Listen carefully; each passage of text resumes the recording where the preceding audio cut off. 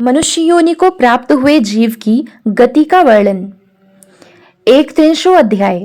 श्री भगवान कहते हैं, माता जी, जब जीव को मनुष्य शरीर में जन्म लेना होता है तो वह भगवान की प्रेरणा से अपने पूर्व कर्मानुसार देह प्राप्ति के लिए पुरुष के वीर्य कण के द्वारा स्त्री के उदर में प्रवेश करता है। वहां वह एक रात्रि में स्त्री के रज में मिलकर एक रूप कलल बन जाता है। 5 रात्रि में बुद्बुद रूप हो जाता है। 10 दिन में बेर के समान कुछ कठिन हो जाता है और उसके बाद मांसपेशी अथवा अंडज प्राणियों में अंडे के रूप में परिणत हो जाता है। 1 महीने में उसके सिर निकल आता है। 2 मास में हाथ पांव आदि अंगों का विभाग हो जाता है और 3 मास में नख, रोम, अस्थि, चर्म, स्त्री पुरुष के चिन्ह तथा अन्य छिद्र उत्पन्न हो जाते हैं। 4 मास में उसमें मांस आदि 7 धातुएं पैदा हो जाती हैं। 5वें महीने में भूख प्यास लगने लगती है और 6ठे मास में झिल्ली से लिपटकर वह दाहिनी कोख में घूमने लगता है। उस समय माता के खाए हुए अन्न जल आदि से उसकी सब धातुएं पुष्ट होने लगती हैं और वह कृमि आदि जंतुओं के उत्पत्ति स्थान उस जघन्य मलमूत्र के गड्ढे में पड़ा रहता है। वह सुकुमार तो होता ही है, इसलिए जब वहां के भूखे कीड़े उसके अंग प्रत्यंग नोचते हैं तब अत्यंत क्लेश के कारण वह क्षण क्षण में अचेत हो जाता है। माता के खाए हुए कड़वे, तीखे, गरम, नमकीन, रूखे और खट्टे आदि उग्र पदार्थों का स्पर्श होने से उसके सारे शरीर में पीड़ा होने लगती है। वह जीव माता के गर्भाशय में झिल्ली से लिपटा और आंतों से घिरा रहता है। उसका सिर पेट की ओर तथा पीठ और गर्दन कुंडलाकार मुड़े रहते हैं। वह पिंजड़े में बंद पक्षी के समान पराधीन एवं अंगों को हिलाने डुलाने में भी असमर्थ रहता है। इसी समय आदृष्ट की प्रेरणा से उसे स्मरण शक्ति प्राप्त होती है। तब अपने सैकड़ों जन्मों के कर्म याद आ जाते हैं और वह बेचैन हो जाता है तथा उसका दम घुटने लगता है। ऐसी अवस्था में उसे क्या शांति मिल सकती है। 7वां महीना आरंभ होने पर उसमें ज्ञान शक्ति का भी उन्मेष हो जाता है, परंतु प्रसूति वायु से चलायमान रहने के कारण वह उसी उदर में उत्पन्न हुए विष्ठा के कीड़ों के समान एक स्थान पर नहीं रह सकता। तब सप्त धातु में स्थूल शरीर से बंधा हुआ वह देहात्मदर्शी जीव अत्यंत भयभीत होकर दीनवाणी से कृपा याचना करता हुआ हाथ जोड़कर उस प्रभु की स्तुति करता है जिसने उसे माता के गर्भ में डाला है। जीव कहता है, मैं बड़ा अधम हूं। भगवान ने मुझे जो इस प्रकार की गति दिखाई है वह मेरे योग्य ही है। वे अपनी शरण में आए हुए इस नश्वर जगत की रक्षा के लिए ही अनेक प्रकार के रूप धारण करते हैं। अतः मैं भी भूतल पर विचरण करने वाले उन्हीं के निर्भय चरणारविंदों की शरण लेता हूं, जो मैं इस माता के उदर में अर्थात जीव, देह, इंद्रिय और अंतःकरण रूपा माया का आश्रय कर पुण्य पाप रूप कर्मों से आच्छादित रहने के कारण बद्ध की तरह हूं, वही मैं यही अपने संतप्त हृदय में प्रतीत होने वाले उन विशुद्ध अर्थात उपाधि रहित, अविकारी और अखंड बोध स्वरूप परमात्मा को नमस्कार करता हूं। मैं वस्तुतः शरीर आदि से रहित असंग होने पर भी देखने में 5 भौतिक शरीर से संबद्ध हूं और इसीलिए इंद्रिय, गुण, शब्द आदि विषय और चिदाभास अहंकार रूप जान पड़ता हूं। अतः इस शरीर आदि के आवरण से जिनकी महिमा कुंठित नहीं हुई है, उन प्रकृति और पुरुष के नियंता, सर्वज्ञ, विद्या शक्ति संपन्न परम पुरुष की मैं वंदना करता हूँ।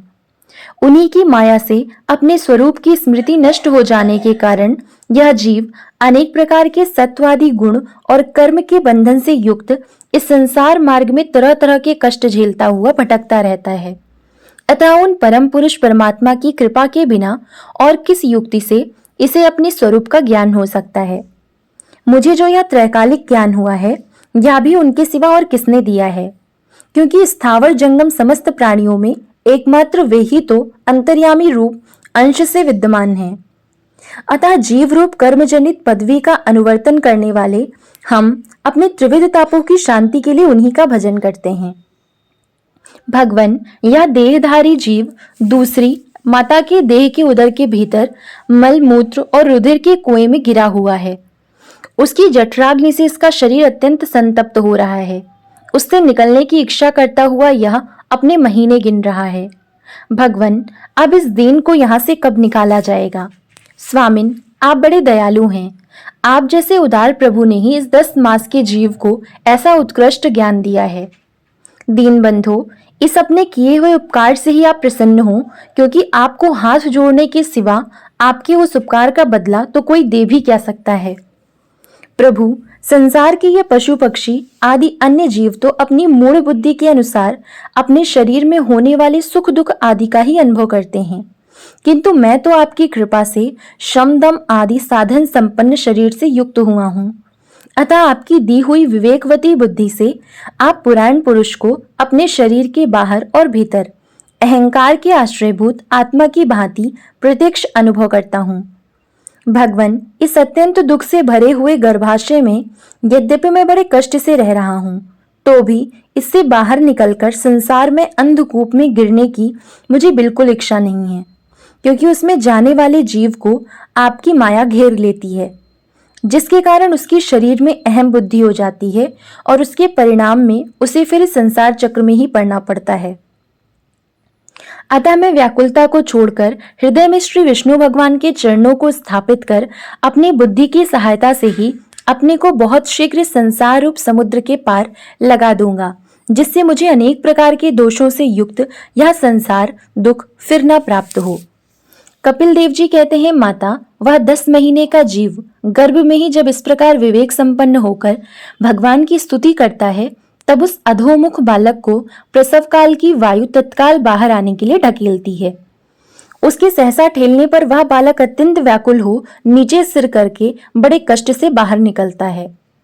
उस समय उसके श्वास की गति रुक जाती है और पूर्व स्मृति नष्ट हो जाती है। पृथ्वी पर माता के रुधिर और मूत्र में पड़ा हुआ वह बालक विष्ठा के कीड़े के समान छटपटाता है।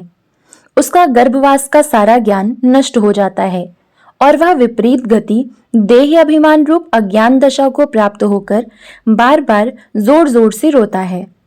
फिर जो लोग उसका अभिप्राय नहीं समझ सकते, उनके द्वारा उसका पालन पोषण होता है। ऐसी अवस्था में उसे जो प्रतिकूलता प्राप्त होती है, उसका निषेध करने की शक्ति भी उसमें नहीं होती। जब उस जीव को शिशु अवस्था में मैली कुचैली खाट पर सुला दिया जाता है, जिसमें खटमल आदि स्वेदज जीव चिपटे रहते हैं, तब उसमें शरीर को खुजलाने, उठाने अथवा करवट बदलने की भी सामर्थ्य न होने के कारण वह बड़ा कष्ट पाता है। उसकी त्वचा बड़ी कोमल होती है। उसे डांस, मच्छर और खटमल आदि उसी प्रकार काटते रहते हैं जैसे बड़े कीड़े को छोटे कीड़े। इस समय उसका गर्भावस्था का सारा ज्ञान जाता रहता है। सिवा रोने के वह कुछ नहीं कर सकता। इसी प्रकार बाल्य, कौमार और पौगंड अवस्थाओं के दुख भोगकर वह बालक युवा अवस्था में पहुंचता है। इस समय उसे यदि कोई इच्छित भोग नहीं प्राप्त होता, तो अज्ञानवश उसका क्रोध उद्दीप्त हो उठता है और वह शोकोकुल हो जाता है। देह के साथ ही साथ अभिमान और क्रोध बढ़ जाने के कारण वह काम परवश जीव अपना ही नाश करने के लिए दूसरे कामी पुरुषों के साथ वैर ठानता है।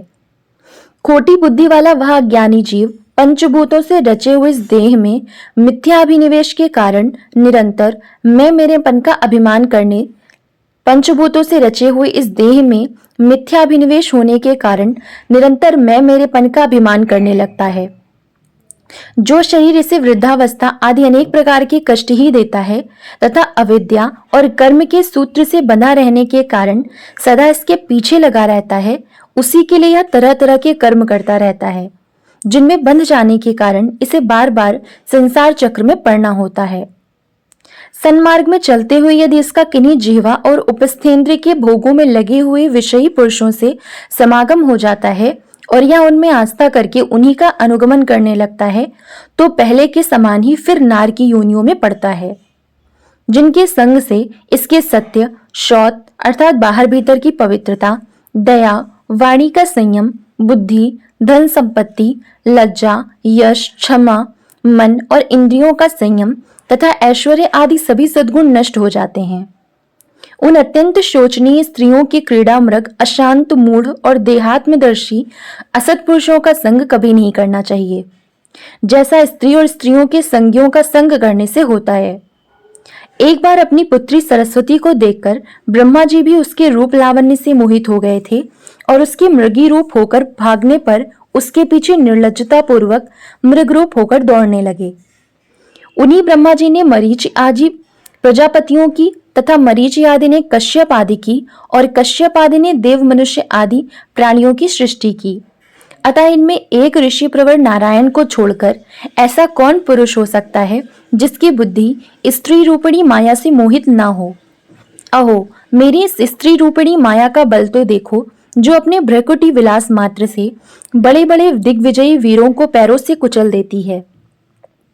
जो पुरुष योग के परम पद पर आरूढ़ होना चाहता हो अथवा जिसे मेरी सेवा के प्रभाव से आत्मा अनात्मा का विवेक हो गया हो, वह स्त्रियों का संग कभी ना करे, क्योंकि उन्हें ऐसे पुरुष के लिए नरक का खुला द्वार बताया गया है। भगवान की रची हुई यह जो स्त्री रूपिणी माया धीरे धीरे सेवा आदि के मिस से पास आती है, इसे तिनकों से ढके हुए कुएं के समान अपनी मृत्यु ही समझे। स्त्री में आसक्त रहने के कारण तथा अंत समय में स्त्री का ही ध्यान रहने से जीव को स्त्री योनि प्राप्त होती है। इस प्रकार स्त्री योनि को प्राप्त हुआ जीव पुरुष रूप में प्रतीत होने वाली मेरी माया को ही धन, पुत्र और गृह आदि देने वाला अपना पति मानता रहता है। सो जिस प्रकार व्याधे का गान कानों को प्रिय लगने पर भी बेचारे भोले भाले पशु पक्षियों को फंसाकर उनके नाश का ही कारण होता है, उसी प्रकार उन पुत्र, पति और गृह आदि को विधाता की निश्चित की हुई अपनी मृत्यु ही जाने। देवी, जीव की उपाधि भूत लिंग देह के द्वारा पुरुष एक लोक से दूसरे लोक में जाता है और अपने प्रारब्ध कर्मों को भोगता हुआ निरंतर अन्य देहों की प्राप्ति के लिए दूसरे कर्म करता रहता है। जीव का उपाधि रूप लिंग शरीर तो मोक्ष पर्यंत उसके साथ रहता है तथा भूत, इंद्रिय और मन का कार्य रूप स्थूल शरीर इसका भोग अधिष्ठान है। इन दोनों का परस्पर संगठित होकर कार्य न करना ही प्राणी की मृत्यु है और दोनों का साथ साथ प्रकट होना जन्म कहलाता है। पदार्थों की उपलब्धि के स्थान रूप इस स्थूल शरीर में जब उनको ग्रहण करने की योग्यता नहीं रहती, यह उसका मरण है और यह स्थूल शरीर ही मैं हूं, इस अभिमान के साथ उसे देखना उसका जन्म है।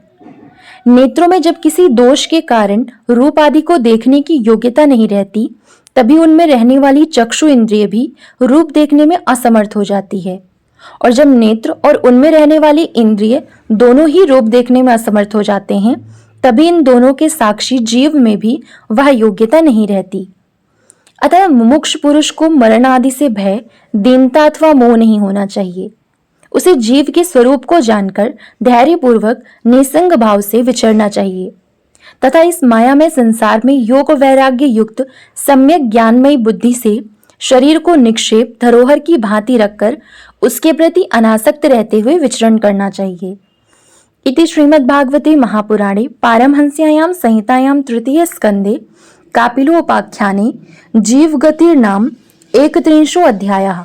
ओम नमो भगवते वासुदेवाय। जय श्री राधे कृष्ण।